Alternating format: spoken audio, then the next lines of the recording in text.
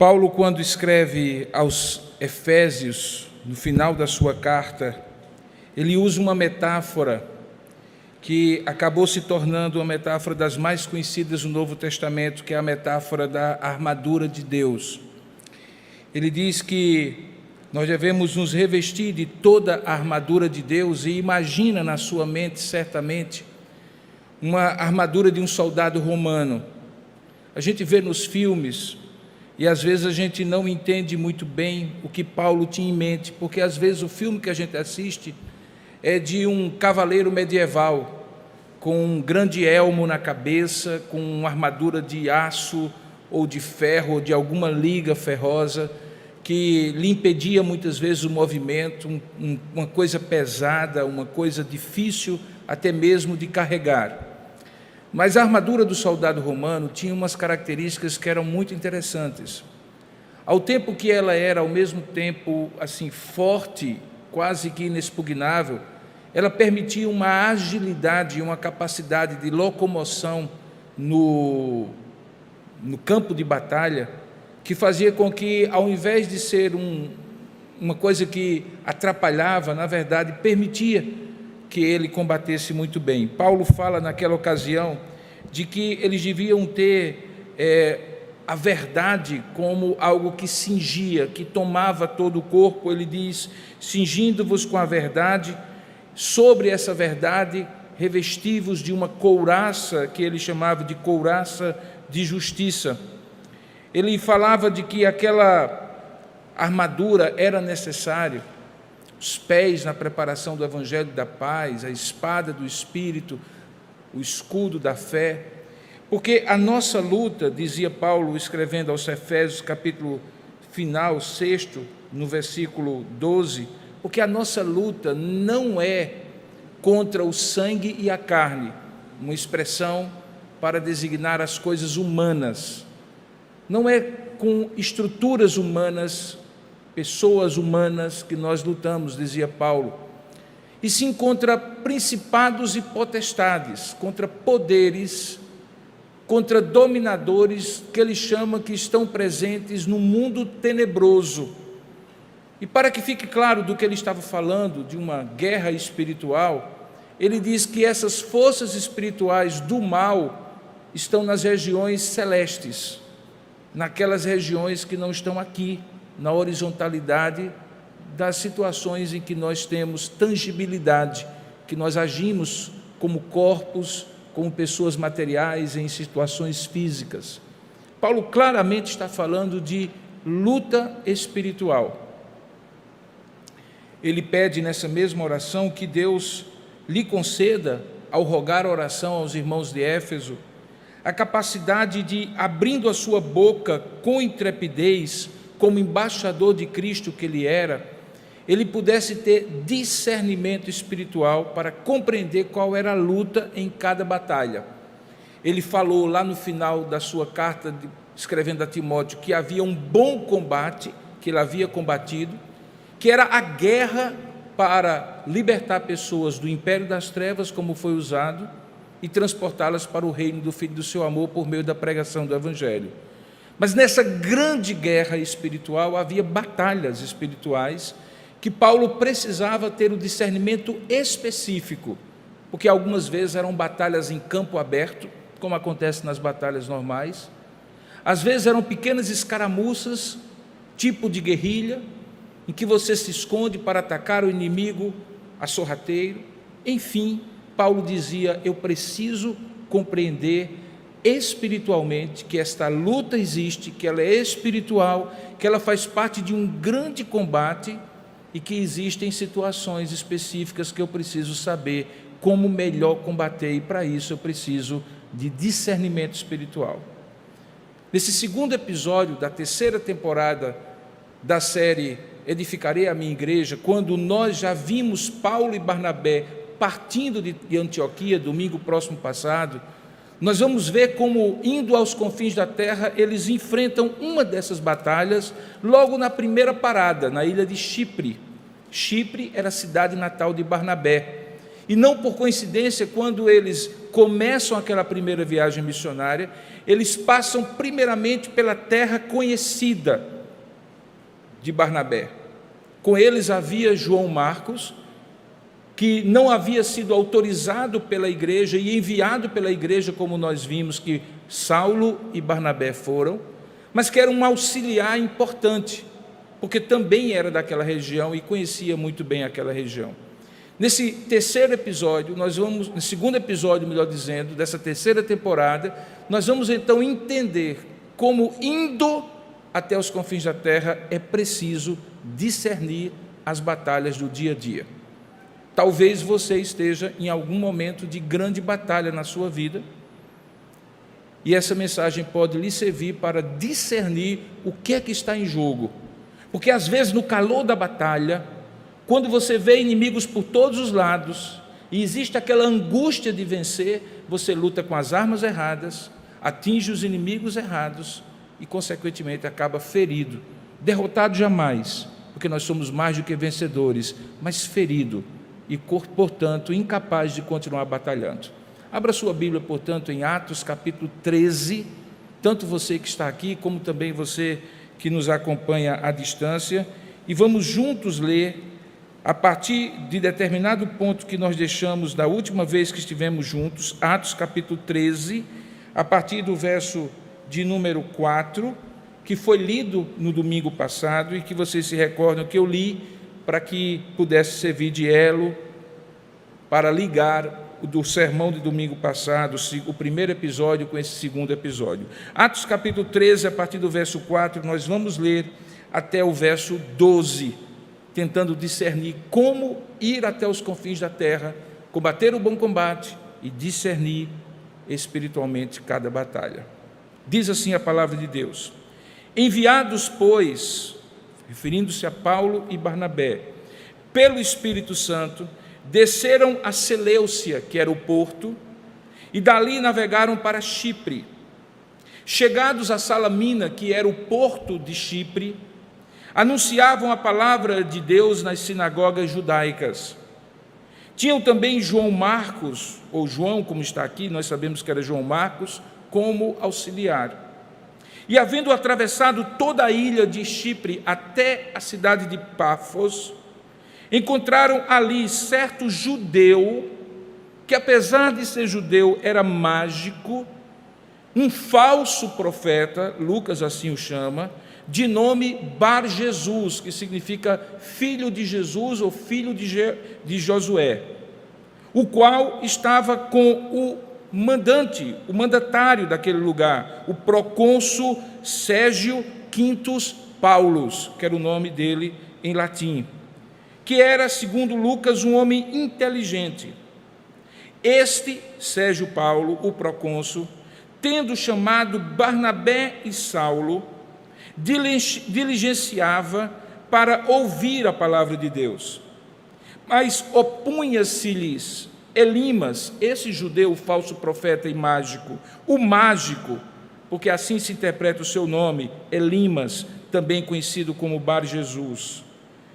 E o que ele objetivava era procurar afastar da fé aquele procônsul. Todavia Saulo, também chamado Paulo, cheio do Espírito Santo, fixando nele os olhos, disse: ó filho do diabo, cheio de todo engano e de toda malícia, inimigo de toda a justiça, não cessarás de perverter os retos caminhos do Senhor? Pois agora, eis, aí está sobre ti a mão do Senhor, e ficarás cego, não vendo o sol por algum tempo. E no mesmo instante, caiu sobre ele uma névoa e uma escuridão de vista, e andando à roda, procurava quem o guiasse pela mão.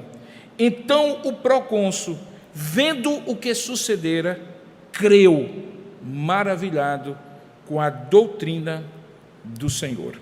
Que Deus abençoe a sua palavra e nos dê discernimento para compreender qual é a mensagem de Deus para nós nessa tarde. Vamos orar juntos por isso? Curva a sua cabeça por um instante, peça a Deus que fale com você, que ministre ao seu coração, que essa não seja apenas uma mensagem, um comentário sobre a Bíblia, mas o próprio Deus falando conosco. Vamos orar juntos. Senhor, nosso Deus e nosso Pai, nós te louvamos e bendizemos, porque sabemos que a Tua palavra, inspirada pelo Teu Espírito, fala por si só e é suficiente para ministrar ao nosso coração. Nesta hora, porém, que vamos expor o texto da Tua palavra, contamos com a iluminação deste mesmo Espírito que a inspirou, para que possa abrir a nossa compreensão, o nosso entendimento, iluminar a nossa mente, para que possamos compreender a Tua palavra, não apenas no que ela está escrita, mas na mensagem que por intermédio dela o Senhor quer ministrar a cada um de nós.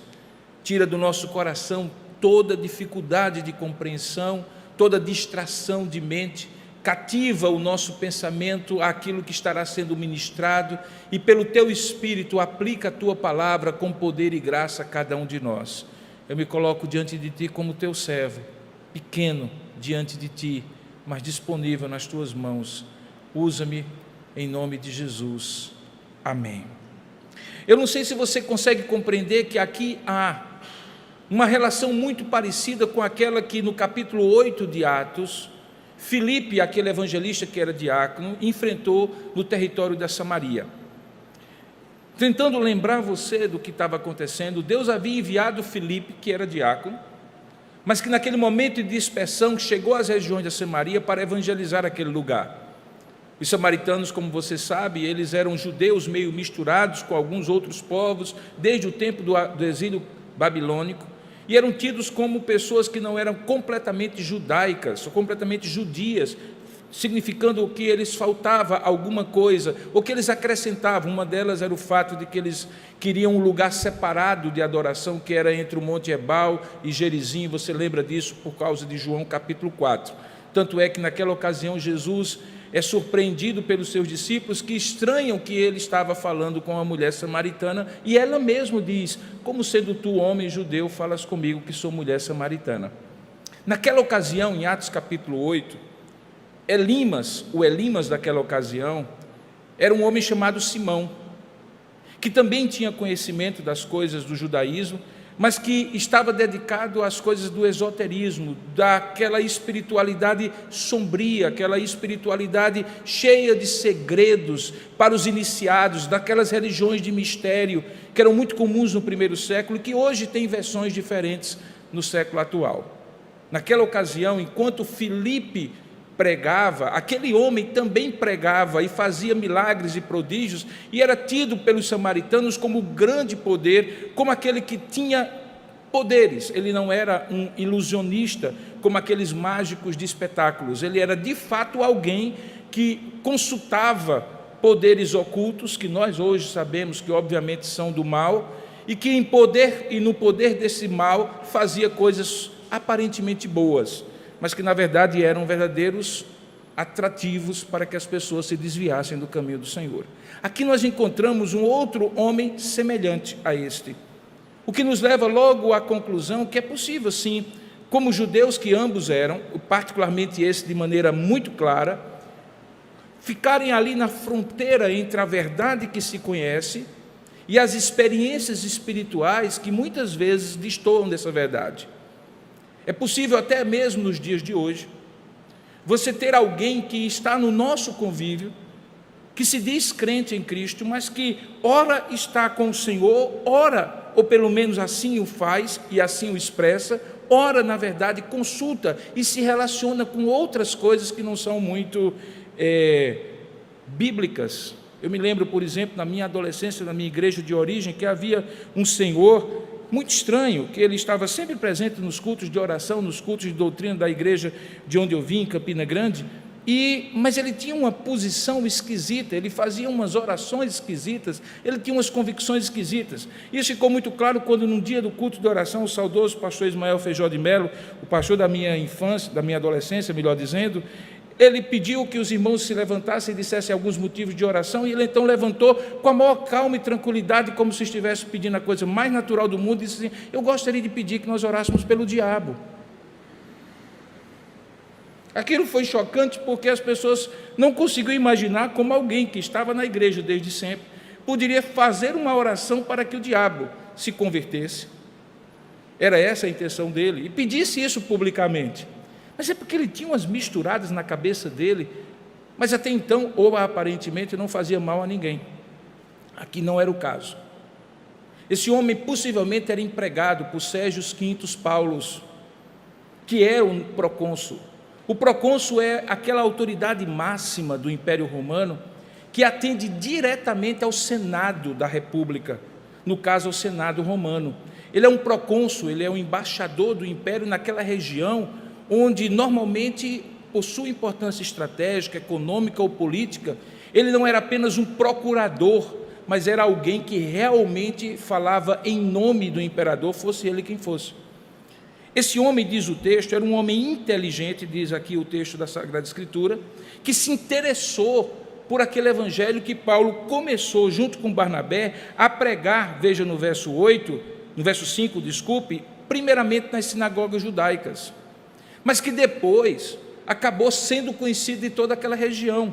Sérgio Paulo, então, o convida, e junto com ele, ali possivelmente no palácio do consulado do Império em Chipre, enquanto Paulo pregava o evangelho, por aquilo que Paulo depois diz a ele, nós deduzimos que ele tentava perverter a mensagem de Paulo. E talvez aí esteja a sutileza. Ele não afrontava o evangelho diretamente, ele não dizia que o evangelho era errado, ele simplesmente dava aquela distorçãozinha básica que poderia, como num ângulo, no início, uma pequena diferença, lá na frente fazer uma grande distância. O poder daquele homem, da sua astúcia, como Paulo coloca, usando a palavra malícia, cheio de todo engano, era o poder de fazer parecer aquele procônsul que aquilo que Paulo e Barnabé estavam trazendo agora para eles era apenas uma outra versão das mesmas verdades e ensinos que ele já ensinava, empregado que era pelo procônsul. Aquela capacidade de perverter sutilmente, que vai fazer uma grande diferença. Segundo o texto, quando Paulo percebe que, cheio do Espírito Santo, como ele estava, que aquele homem estava fazendo isso, diz o texto, que Paulo fixa os seus olhos no próprio Elimas, e fala ao Elimas que estava ali, dizendo o seguinte: tu és um filho do diabo, verso de número 10, estás cheio de todo o engano e de toda a malícia, és inimigo de toda a justiça ou de todo o caminho reto, não cessarás de perverter, veja aí a expressão, os retos caminhos do Senhor, que eu vim aqui pregar para esse homem. Paulo coloca isso como uma interrogação. É possível que, ao colocar como interrogação, ele estaria dando a Elimas, que era judeu e conhecia a verdade, a possibilidade de, em poucos segundos, perceber o seu erro, eventualmente arrepender-se, abandonar o seu caminho, assim como Filipe fez com Simão em Atos capítulo 8, e eventualmente se converter.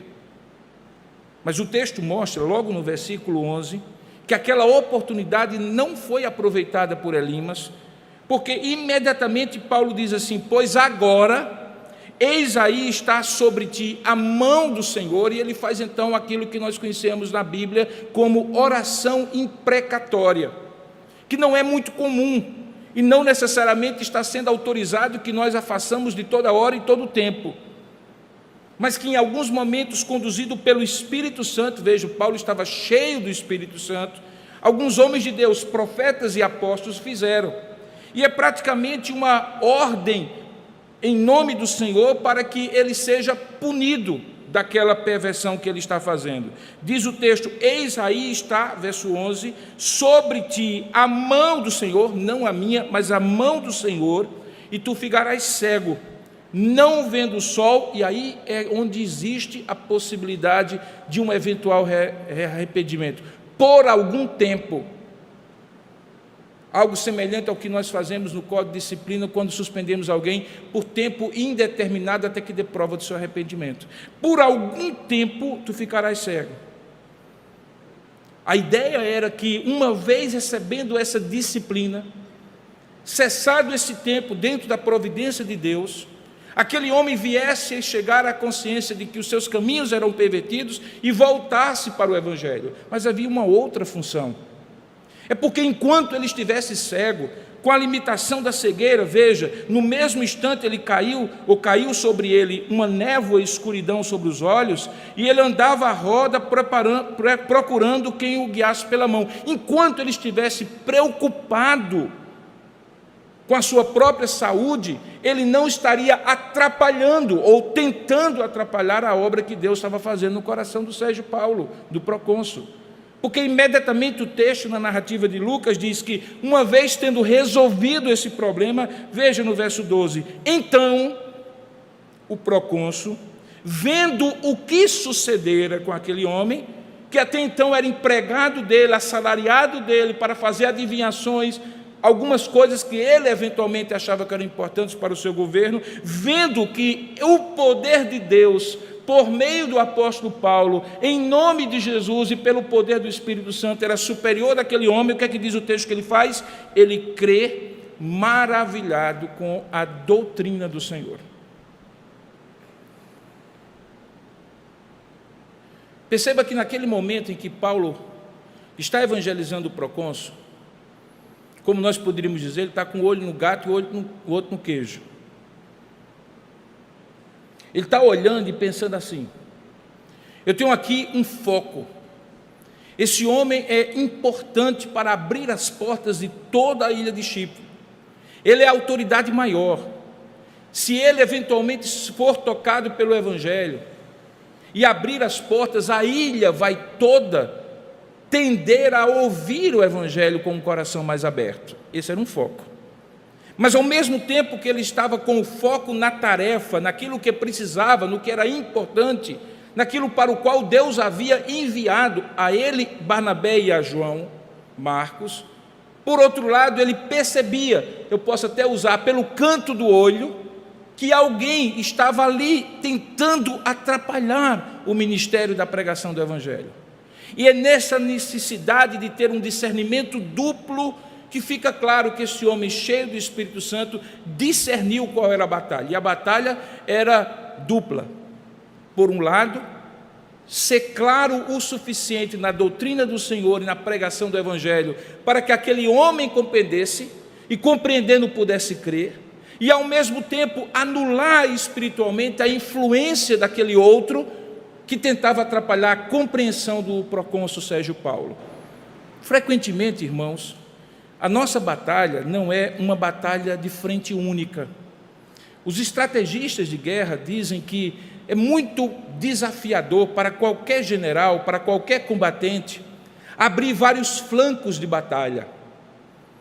Combater de um lado, colocar a energia, o foco, a atenção, os recursos em um lado, e de repente combater do outro lado. Em algum momento vai faltar a capacidade de ir em duas frentes de batalha, em várias frentes de batalha, abrir vários flancos de batalha.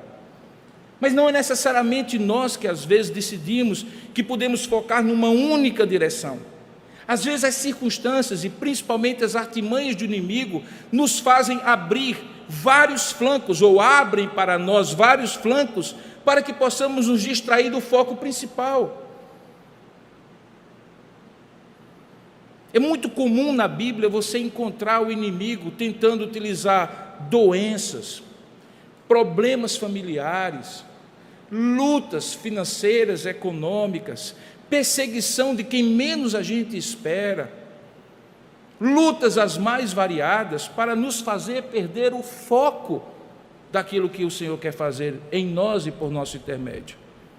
É muito comum que às vezes a gente se distraia com os pequenos conflitos ali e esqueça espiritualmente contra quem nós estamos batalhando, no que é que nós estamos envolvidos. Que na vida cristã nós não fomos convidados para descer para o parquinho, não estamos no playground espiritual. A Bíblia diz que nós enfrentamos potestades e principados, dominadores de um mundo tenebroso, porque a nossa luta não é contra a carne e contra o sangue. Perceba que Paulo tem um discernimento de entender que o foco era Sérgio Paulo, enquanto ele combatia espiritualmente Elimas. E fazia isso com a dose proporcional de energia e de atenção que era necessário. Muitas vezes nós precisamos ter essa capacidade de discernir qual é o foco e as batalhas acessórias, paralelas, o que é secundário, para que possamos compreender exatamente aquilo que o Senhor quer que façamos. Paulo combateu Elimas, mas não perdeu o foco em Sérgio Paulo. Paulo manteve o foco em Sérgio Paulo para evangelizá-lo, mas ao mesmo tempo não menosprezou e não desconsiderou que havia alguém ali com a capacidade espiritual maligna, oposta a ele, de perverter o que ele estava falando. Um pouco mais na frente, no capítulo 16 de Atos, uma das 3 figuras que Paulo alcança na cidade de Filipos é uma jovem adivinhadora. Você já deve ter ouvido a história ou lido a história. E lá o que acontece basicamente é que enquanto Paulo e Silas estão pregando naquela cidade de Filipos, na Macedônia, na Grécia agora, ele começa a perceber que aquela jovem adivinhadora que dava grande lucro àqueles que a tinham como escrava, pervertia aquilo que ele falava. Paulo falava sempre de Jesus e a ressurreição, como o caminho de Deus, ou o caminho para Deus. Quando você lê no Novo Testamento grego, você percebe que ela começa a correr atrás deles, e enquanto eles estão pregando, ela grita: esses são os homens que caminham, ou esses são os homens que proclamam o caminho, um caminho e uma ressurreição, ou um caminho e uma ressurreição, um caminho, uma ressurreição. Parecia que ela estava ratificando o que Paulo e Silas estavam pregando, mas a sutileza, como dizem os antigos, o diabo mora nos detalhes, faria uma grande diferença. Para um povo acostumado a politeísmo, que achavam que Paulo podia sim pregar o evangelho, porque afinal de contas era mais um Deus que ele estava apresentando, que aquela ressurreição era mais uma deusa, e portanto, ok, mais um, quanto mais melhor. Mas Paulo não pregava um caminho, nem uma ressurreição. Paulo pregava o caminho, a verdade e a vida, e isso faz uma diferença. Aqui, provavelmente, mesmo que Lucas não dê detalhes, era algo semelhante ao que Elimas fazia. É preciso discernir, irmãos, sem se tornar alguém tão chato e tão cri-cri e correr nos detalhes sempre, que algumas vezes, por exemplo, quando as pessoas falam assim: não, eu acredito em Deus, e você às vezes na sua fala, na sua maneira de falar da sua relação com Deus, você não deixa muito claro, por exemplo, que o Deus em quem você crê se fez carne, habitou entre nós, nós vimos a sua glória, glória como do unigênito do Pai, o nome dele é Jesus Cristo. É possível que as pessoas concordem até com você, porque você está usando talvez o termo mais genérico de alguma pessoa que é crédula. Acreditar em Deus, a Bíblia diz, o escritor Tiago, que até o demônio acredita e treme. Esse tipo de discernimento que está nos detalhes das palavras que são ditas, nos detalhes das atitudes que são tomadas, deste mundo espiritual, que você não precisa ser místico e encontrar demônio em cada canto da sua casa, mas que você precisa ter consciência de que eles estão sim operando contra você e contra toda a expansão do reino de Deus, que você precisa ter, mas sem perder o foco. Veja que Paulo, imediatamente depois de repreender aquele homem, ele completa a sua obra a ponto de dizer o texto que aquele homem creu, maravilhado, não do milagre que ele viu. Diz o texto que ele ficou maravilhado da doutrina do Senhor, porque Paulo não deixou de pregar o evangelho, porque o maior antídoto contra o erro é a verdade. A maior maneira, ou a melhor maneira de libertar alguém do erro é pregar a verdade.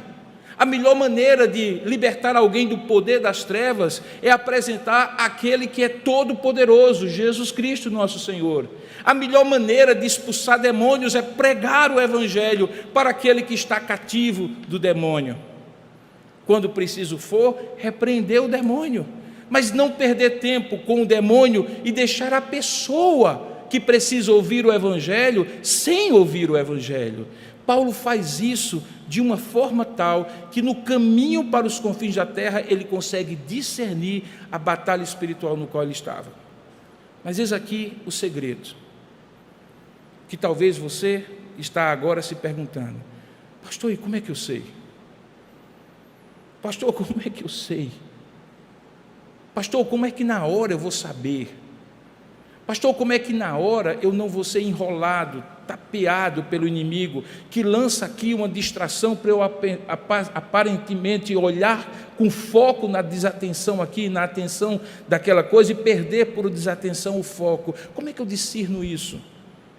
O discernimento está nessa expressão aqui, irmãos, muito clara, que logo no início do texto é dito que Paulo estava quando chegou àquele lugar. Veja o que é que diz o texto: que Paulo estava cheio do Espírito Santo. Veja aí no verso 9: todavia Saulo, também chamado Paulo, e a partir daí ele vai ser só chamado por Paulo, é a partir daí que ele começa a ser chamado por Paulo, o pequeno, o humilde, é o significado da palavra Paulo em latim. Esse chamado Paulo estava cheio do Espírito Santo. Discernimento espiritual é possível exclusivamente por corações cheios do Espírito Santo.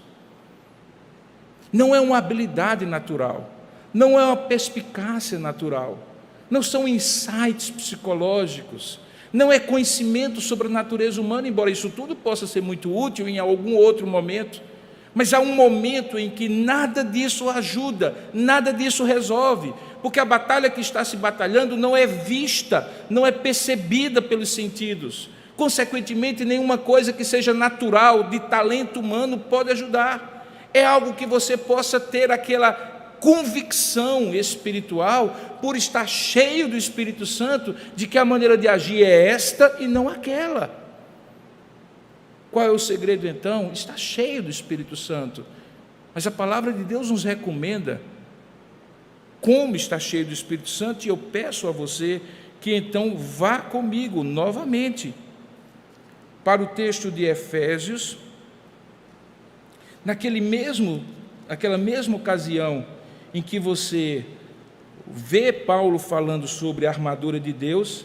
Lembre de Efésios capítulo 5, no capítulo anterior, a partir do verso de número 18, onde Paulo diz qual é a maneira de estar cheio do Espírito Santo. Não é uma receita de bolo, não é uma fórmula química, mas é a maneira como Paulo diz que Deus toma conta da gente, porque estar cheio do Espírito Santo, irmãos, é Deus tomar conta da gente, é Deus controlar a gente, é Deus dominar a gente, dominar pensamentos, palavras, atitudes, decisões. É quando não caminhamos na carne, e muita gente pensa que caminhar na carne é caminhar pecando, também, mas não apenas. Caminhar na carne muitas vezes é caminhar sem discernimento espiritual, pelos seus dons e talentos naturais, fazendo as coisas que suas capacidades humanas, financeiras,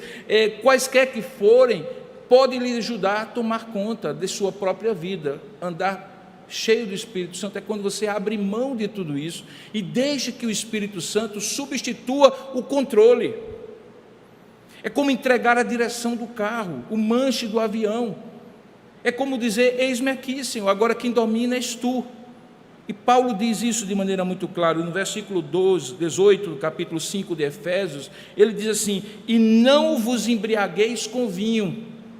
E essa expressão não é uma proibição a tomar vinho, certamente é uma proibição a embriagar-se com vinho, mas é porque ele quer comparar o vinho e a capacidade que uma bebida alcoólica tem de dominar nossas emoções, quando exageradamente usamos essa bebida alcoólica, às vezes até transformando o temperamento de alguém, mudando características da personalidade dele, fazendo com que essa pessoa seja diferente do que naturalmente ela é, e aí ele compara essa embriaguez com o vinho com um controle espiritual. E ele diz então: não vos embriagueis com vinho, porque no vinho há dissolução, separação, desintegração, desastre. Como diz o texto, o inimigo veio para matar, para roubar, para destruir, mas enchei-vos do Espírito Santo. É curioso que aqui, como está escrito, não dá todo o poder da expressão original, quando diz assim: sede continuamente cheios do Espírito Santo, o que é, na verdade, uma coisa meio contraditória. Como é que eu sou algo que eu não controlo? Como é que eu tomo a iniciativa de algo que eu não faço? Como é que eu sou algo que eu estou passivo na ação daquilo? Como é que eu sou continuamente cheio por alguém, se não sou eu que me encho, é alguém que me enche? Ele diz logo depois, por intermédio de gerúndios que estão em português, particípios em grego, quando ele coloca assim: primeiro, falando entre vós com salmos; segundo, entoando e louvando de coração ao Senhor com hinos e cânticos espirituais; terceiro, dando sempre graças por tudo a nosso Deus e Pai, em nome do nosso Senhor Jesus Cristo; e quarto, sujeitando-vos uns aos outros no temor de Cristo. É assim que se enche do Espírito Santo. Você percebe que isso aqui é uma vida espiritual? Uma vida que louva, que se sujeita uns aos outros, porque somos corpo e o Espírito Santo tem prazer em nos encher como corpo de Cristo. Uma vida que, ao mesmo tempo que é uma vida natural, porque isso é feito no dia a dia, mas também é uma vida espiritual no sentido de que ela vê a vida com ações de graças. Não é uma pessoa pessimista, tomada pela murmuração, mas consegue ver a graça de Deus e por isso agradece, porque só agradece quem vê a graça de Deus. E a melhor maneira de você agradecer é você focar não no motivo para agradecer, mas na graça de Deus, que por intermédio daquele motivo lhe dá motivos para agradecer. Se você focar na graça, você agradece. E aí você louva e você entoa. Não é que você vai ficar cantando o tempo todo, mas a sua vida é um cântico de louvor a Deus, umas ações de graças continuamente. E essa continuidade de uma vida em comunhão, de sujeição, de humildade uns aos outros, porque ninguém se sujeita se não for humilde. Se achar maior do que os outros, você quer mandar nos outros e não sujeitar-se aos outros. Tudo isso proporciona, como se você estivesse fazendo um canteiro para plantar sementes, as condições, a terra está revolvida, está adubada, está areada, portanto, existem condições próprias. Cabe a você, meu irmão, tomar as atitudes para dar ao Espírito Santo as condições próprias para ele lhe encher. Por isso ele diz sede. O sede é: dê ao Espírito Santo as condições próprias para ele lhe encher. Quem vai lhe encher é ele. Mas cabe a você dar ao Espírito Santo as condições para que ele lhe encha. E aqui está o texto. Paulo escreveu isso lá no final do ministério dele, porque lá no começo do ministério dele, ele vivenciou isso. Você consegue compreender que ele está escrevendo aos Efésios, no finalzinho da história dele, uma experiência que é dele, e experiência dele que já começa aqui, diante de Sérgio Paulo e diante daquele mágico Elimas. E isso que permitia Paulo, lá em Atos capítulo 13, ter essa atitude de lidar com o primeiro grande conflito. Veja, o cara está começando a viagem missionária, a primeira. Eles escolhem começar por aquilo que eles conheciam, a terra de Barnabé, com o povo que eles conheciam, os judeus, por isso eles vão para a sinagoga, uma prática que ele repete várias vezes. Mas aí do nada, sem que ele queira, sem que ele tenha proposto, ele não escolheu bater boca com Elimas, confrontar Elimas, mas Elimas estava ali, e porque Elimas estava ali, Paulo não se acanha de confrontá-lo, mas de confrontá-lo, e abrir esse flanco de batalha, enquanto está evangelizando o procônsul, mas com discernimento espiritual. E ele faz isso de maneira perfeita, a ponto de anular a influência espiritual maligna daquele homem e levar aquele outro a crer no Senhor Jesus Cristo, porque ele tinha discernimento espiritual, sendo cheio do Espírito Santo. Ah, queridos, hoje você precisou disso. Amanhã você vai precisar disso. Cada dia da sua vida você vai precisar disso. Comece logo a buscar a Deus para ser uma pessoa cheia do Espírito Santo continuamente e a cada dia.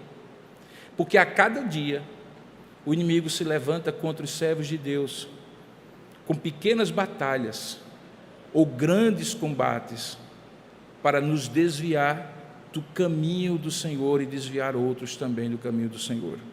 É preciso, portanto, discernimento que vem de uma vida cheia do Espírito Santo. Não é uma coisa mística, sabe, irmãos? Como alguns apresentam. Não é uma experiência mística, como alguns apresentam. Não é uma experiência única, uma primeira bênção ou uma segunda bênção, e a partir dali, não. É um contínuo enchimento do Espírito Santo. Alguém que é cheio do Espírito Santo não é alguém que vive cheio e vazio, cheio e vazio, cheio e vazio, como se fosse uma montanha-russa espiritual, embora a vida não seja retinha, porque nós enfrentamos as lutas do dia a dia. Mas alguém cheio do Espírito Santo é alguém que é constante, coerente, continuamente naquela direção de deixar cada vez mais Deus dominar sobre a sua vida. E isso a gente conhece ao longo do tempo da vida de alguém. O que eu desejo é que esteja você, onde você estiver na sua jornada, você consiga compreender que isso é absolutamente indispensável. Porque se tem uma coisa certa, é que a nossa luta não é contra a carne nem contra o sangue, mas contra principados e potestades, contra dominadores desse mundo tenebroso. Que Deus nos ajude a ter o mesmo discernimento que o apóstolo Paulo teve, e possamos, cheios do Espírito Santo, agir com esse discernimento para vencer as nossas pequenas batalhas diárias. Amém? Você lembra das suas, enquanto eu estava falando, lembrou de alguma? Lembrou de algumas? Se você contar para alguém, talvez a pessoa vai dizer besteira, mas você sabe que não é algo natural, que não é possível que seja algo natural. Você sente dentro de você e você vê espiritualmente que está enfrentando a oposição, que há elimas ao seu redor, ou às vezes até não há, mas no mundo espiritual há oposição a você. Eu gostaria de orar com você e por você nesse momento, para que possamos pedir a Deus que Deus lhe encha do Espírito Santo e lhe dê o discernimento para batalhar as suas lutas, que são suas lutas. Algumas são comuns a mim e a todos, mas algumas só são suas. Vamos orar juntos? Curva a sua cabeça, feche seus olhos por um instante e vamos pedir esse discernimento ao nosso Deus, para que Ele nos ajude. Peça aí a Deus por você, coloque diante do Senhor a sua luta espiritual. Ó Deus amado e querido Pai, nós louvamos o Teu santo nome, porque a Tua palavra nos instrui e fala conosco pelo Teu Espírito. O que seria de nós, ó Pai, se vivêssemos neste mundo hostil, com um inimigo que nos espreita como leão, rugindo e procurando quem possa tragar, sem o Teu Espírito em nós e a Tua palavra para nos guiar? O que seria de nós, ó Pai, estarmos no campo de batalha completamente vulneráveis, sem compreender de onde vem o ataque, que ataque é esse e como combatê-lo de volta? Mas graças a Ti, porque temos a Tua palavra e o Teu Espírito para nos guiar a toda a verdade. É ela, ó Deus, a espada do Espírito, e a nossa confiança nesta defesa do Senhor é o nosso escudo da fé. Portanto, nós Te pedimos que continuamente o Senhor nos ajude a relembrar que ao sair para o campo de batalha, a cada manhã, quando acordamos e abrimos os nossos olhos para a vida, Nós precisamos, ó Pai, nos revestir da armadura de Deus, da armadura do Senhor, e rogar que o Teu Espírito nos guie, ó Pai, que o Teu Espírito nos dê discernimento para bem usar a espada do Espírito, para bem usar o escudo da fé, a couraça da justiça, cingindo-nos com a verdade, sustentando tudo isso, ó Deus, com o cinto que nos permite ter toda essa estrutura, ó Deus, firme nos pés, a preparação do Evangelho da Paz, as sandálias que nos levam para a missão. Dá-nos isso, Pai. Ao momento em que nós oramos dessa maneira, Pai, nós te pedimos, dá o discernimento espiritual a cada filho teu que ouviu essa mensagem, que está aqui, mas também àqueles, ó Pai, que estão à distância e que ainda vão ouvir, ó Pai, para que no momento em que o Teu Espírito, falando apesar de mim, por meu intermédio, eles possam ter a definição, a clareza, muito evidente diante dos seus olhos, da luta que estão passando e por que estão passando, de onde vem e como se apresenta, e ao mesmo tempo, pela Tua Palavra e pelo Teu Espírito, agir como o apóstolo Paulo agiu. Ensina-nos dessa maneira, Pai, continuamente, para que possamos ser maduros no uso da armadura e na batalha espiritual que todos nós estamos envolvidos, e cada um de nós, algumas em particular. Abençoa-nos, ó Pai, dá-nos esse discernimento, instrui-nos pela Tua Palavra, pois é assim que nós te oramos e te agradecemos. Em nome e para a glória de Jesus. Amém, Senhor.